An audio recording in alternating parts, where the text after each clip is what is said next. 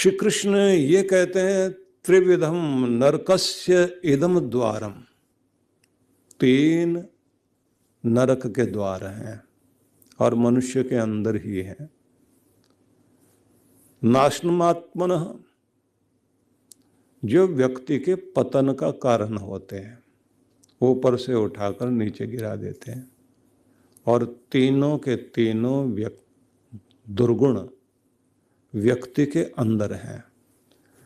हमारे नाभि से नीचे तक का भाग काम और कामनाओं का भाग है, जिसमें तरह तरह के वासनाएं और तरह तरह के आवेश रहते हैं। और नीचे की तरफ ही व्यक्ति जो है दौड़ता भागता रहता है। दूसरा भाग माना जाता है कि व्यक्ति का जो हृदय स्थान है, ये स्थान ऐसा है कि जहाँ लालच का संसार है। ये भी इकट्ठा कर लूँ, वो भी इकट्ठा कर लूँ, सारी चीज़ें हमारे साथ जुड़ जाए। इसी को कहा गया है कि एक है कुंभकर्ण, एक है रावण और एक है मेघनाथ। इन दिनों में आप देखते हैं दशहरा होता है ना, तो उसके बाद वो तीन पुतले जलाए जाते हैं और तीनों को जलाते हुए कहते हैं कि विजयदशमी हो जाए। विजयदशमी है कि आप अपने 5 ज्ञानेंद्रियों और 5 कर्मेंद्रियों पर विजय प्राप्त करते हुए खुद के मालिक बन जाएं और अपने अंदर के काम को हटाकर राम को वहाँ स्थापित कर दें। तो सबसे पहले तो ये जान लीजिए कि भगवान श्री कृष्ण कह रहे हैं कामः क्रोध तथा लोभ तस्मात् एतत् त्रयम् त्यजेत, इन तीनों को छोड़िए। तो बात तो लगती है सामान्य सी, लेकिन बात सामान्य नहीं है। क्रोध बैठा हुआ माथे पर और लोभ बैठा हुआ दिल पर और काम बैठा है नाभि से लेकर हमारे समस्त नीचे के अवयव इंद्रियों पर। इन जगह पर अपना प्रभाव डाले हुए है।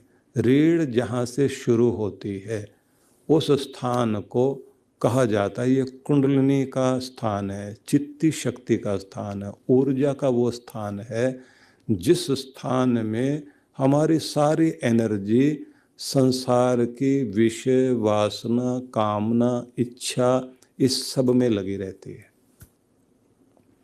तो हमारे यहाँ ये माना जाता है कि 4 पदार्थ सब लोगों को प्राप्त करने चाहिए। वो 4 फल की प्राप्ति है धर्म अर्थ काम और मोक्ष। ये 4 फल प्राप्त करने का मतलब ये है कि एक तो मोक्ष है, दुखों से मुक्ति हो जाए। 2 चीजें वे हैं, धन भी हो और कामनाओं की पूर्ति भी हो। पहली चीज है कि आपको इस संसार में सफल होना, धन समृद्धि जमीन जायदाद सब कुछ होना चाहिए, लेकिन धर्मपूर्वक। धर्मपूर्वक धन आए और धर्मपूर्वक अपनी कामनाओं की पूर्ति करो और ऐसे जिंदगी जीते जीते दुखों से मुक्ति पाओ। तो धर्म है अंगूठा,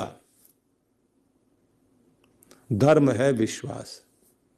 कोर्ट कचहरी में भी अंगूठा लगाया जाता है, कितने भी सिग्नेचर करवा ले अंगूठे का निशान और लगवाते हैं। आजकल तो आपके दरवाजे तक जो अंगूठे से खुल रहे हैं, मतलब निशान लगाइए।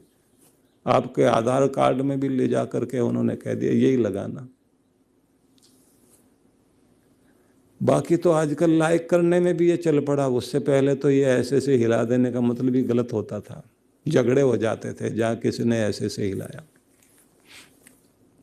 इसके बिना ये सारी उंगलियां बेकार हैं, ये ध्यान रख लेना।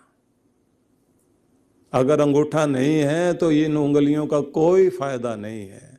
ये जाएगा सबके साथ मिलेगा और फिर पावर बनेगी। सारी उंगलियां जुड़ गई, अंगूठा ऊपर आ गया। ये विश्वास है और ये धर्म है। कहते हैं धर्म पूर्वक कर्म करते हुए चलिए। तो ज़्यादा लंबी चौड़ी व्याख्या नहीं की जा सकती, सार में आपको ये बताया जा सकता है कि धर्म पूर्वक धन कमाइए, धर्म पूर्वक जीना शुरू कर दीजिए। धर्म पूर्वक जब आप जिएंगे तो आप इंसानियत को ध्यान में रखेंगे। मेरे जैसा दूसरों का जीवन भी है, आत्मन प्रतिकूलानि परेशान समाचरेत। जैसा हम अपने लिए चाहते हैं वैसा व्यवहार दूसरों के साथ करना शुरू कर दें, बस इसी का नाम तो धर्म है। वही तो गुण हैं जो आपको जिताते हैं। धृति क्षमा दमोस्तेम शौचम इंद्रिय निग्रह धीर विद्या सत्यम क्रोधो दशकम धर्म लक्षणम, ये जो कहा गया यही तो धर्म है। और अधर्म कहाँ आ जाता है? जब आप बेचैन रहने लग जाते हैं, उद्विग्न रहने लग जाते हैं, आप जो है हिले हुए रहते हैं, समस्याओं से भागना शुरू कर देते हैं, जल्दी बेचैन हो जाते हैं, धैर्य छोड़ने लग जाते हैं, और जब आप किसी को माफ करते ही नहीं, बदला लेने की भावना रखते, वही तो अधर्म है। और जब आपका खुद पर कंट्रोल नहीं है, पवित्रता का ध्यान नहीं है, चोरी छल कपट में लगे हुए, वो अधर्म। और जब आपका अपनी इंद्रियों पर वश नहीं है और आप गलत तरफ जा करके गलत कार्य करने लग जाते हैं, वही तो अधर्म है। और जब अपनी अक्ल का दुरुपयोग करते हैं, वो अधर्म है। जब झूठ का सहारा ले लेते हैं, वो अधर्म है। और जब क्रोध में आकर के, आवेश में आकर के आप हिंसा पर उतारू हो जाते हैं, वही सब अधर्म है। 10 तरह के अधर्म है और 10 तरह के धर्म है। जब धैर्य आपके अंदर है, जब आपके अंदर क्षमा करने की भावना होती है, छल कपट से आप दूर हो जाते हैं, इस सब को धर्म कहा गया है। खुद पर नियंत्रण है और क्षमा भाव के साथ साथ दूसरों को बर्दाश्त करना जानते हैं, अपने क्रोध पर काबू पाया हुआ है, अक्ल का सही उपयोग करते हैं। इन सब को धर्म अच्छा गुण माना गया। कहते हैं धर्म पूर्वक जब जिंदगी आप जीने लग जाते हैं, वो जिंदगी आपको कीमती बनाती है और उसी से कल्याण होगा।